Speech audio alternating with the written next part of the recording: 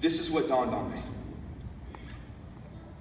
Elijah was looking at this young man, saying, you're fighting a battle. You're going through this war.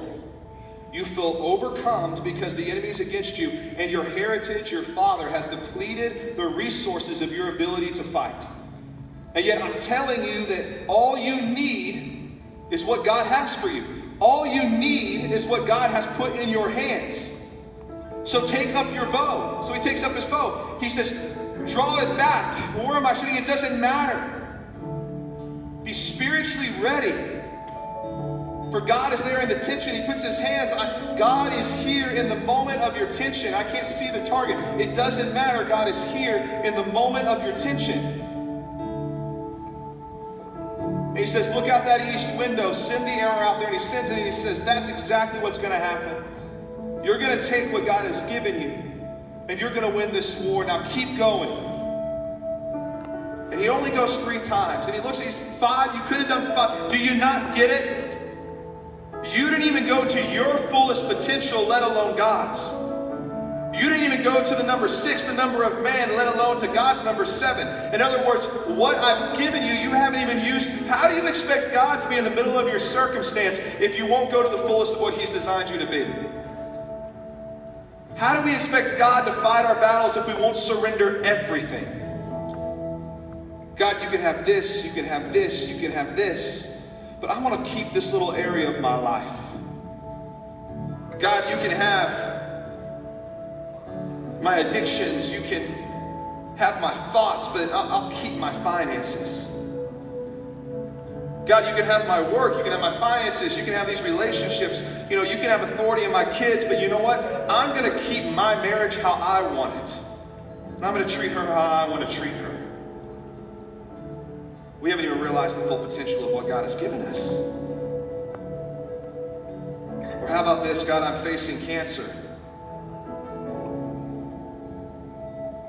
And I'm just going to lay down and say, this is it. And God says, no. You've got more arrows than laying down and saying, this is it. You've got more ability than that. There's more fight in you than you even realize. That I've given you prayer, I've given you my word, I've given you the gifts that I've given you all these things for you to use them. But you won't even use what I've given you. How do you expect me to step in? You won't even tell me what's wrong. You won't even be honest with me. You don't even have faith in me. And this king, Joash, didn't have faith in God, nor did he have faith in himself. You know what I realized? That when people won't put faith in God, it's because they don't believe that they deserve his love. They don't believe that he's more than enough. They don't believe they're worth it. That we don't believe sometimes that we actually have the ability. God, I see them get their miracle, but that'll never happen to me. Stop saying that. It will happen to you. It's going to happen to you. You just have to start building your faith. You've got to fire the first arrow, the second, the third, the fourth, the fifth, the 6th, and when you run out of everything that you have, that's when God steps up and says, move over, it's my turn. You've got to pray that prayer one more time. You've got to sing that song one more time. You've got to give that offering one more time. You've got to speak those words of faith one more time. You see, you have one more time in you, and people say, but I can't go any farther. Can you just take one more step with me? See, because if I can get you to take one step, I can get you to take 2. I remember my children learning to walk. And I remember standing across from them as a father, and my wife would hold them, and literally they would look at me. And I would say, you can do it. You can do it. And what would they do? They would step and wobble. And they would step and wobble, and they would get to the 3rd step, and they'd start going, what's going on? And I would say, look at me, look at me, look at me, look at me, look at me, look at me, look, you can do this, you can do this, you can do this, you can do this. Just take another step, and they would step again. Just take another step, they would step again. And by the time they got their feet under them, Before they knew it, they were running. Before they knew it, they were skipping. And now they think they're as fast as the wind, and all it takes is someone looking at you saying, you can take one more step, that there's one more arrow. Don't stop at 3, don't stop at 4, don't stop at 5, don't stop at 6. You keep doing what God has designed for you to do. My friends, that's what faith is. Faith is us continually putting our life in His hands. It's us continually saying, you know what, I'm going to keep pressing towards you because I know as long as I'm with you that I'm going to have victory. Amen?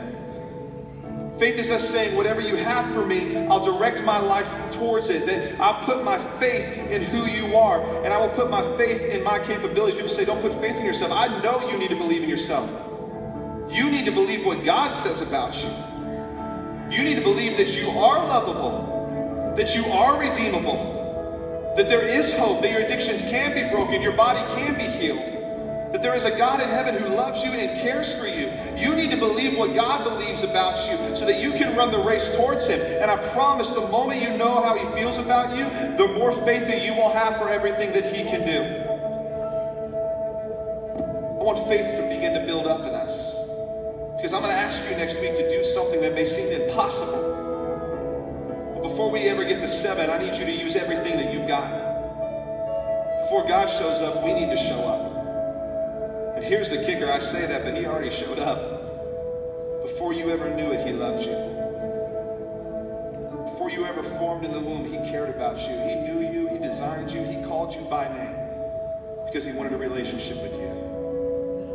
And I want faith to rise up in this place, because if you can put your faith in the hands of God, and if you're willing to run the distance, the greater things are to come.